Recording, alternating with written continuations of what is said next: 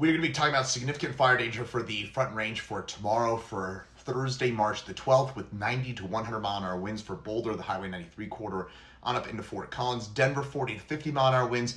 And unfortunately, this wind does not go away. It looks like we're going to maintain some of those stronger winds for Friday and Saturday, not as bad as Thursday. So those winds will rev up tonight. And what's going to happen is we get a classic mountain wave setup with, again, these winds that will hit the mountains as they are forced to go up and over the mountains. They will essentially slide down into the Front Range. The result is we could be talking about some really nasty 90 to 100 mile an hour winds for the Highway 93 corridor, but especially just above 6,000 feet.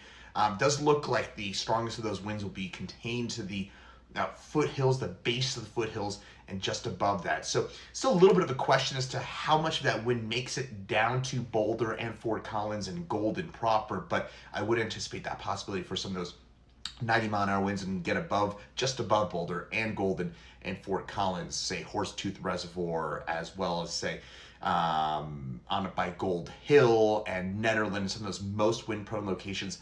That's where we're talking about those 90 to 100 mile an hour winds. Those winds likely peak between about 6 a.m. tomorrow morning and noon tomorrow on your Thursday. Then those winds gradually back off, but they don't go away.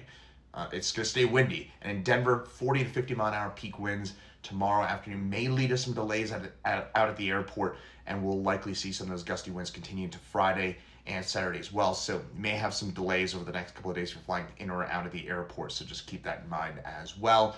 And then the other story will be those spiking temperatures. And then next week we get our blowtorch for us here along the Front Range with a potentially historic heat wave, temperatures in the 80s in Denver in mid-March next week. But until then, of course, all eyes on the wind. Final note is that we could be talking about some power outages. Excel talking about some of those automated power shutoffs possible, and that is something certainly to watch for in the foothills as well.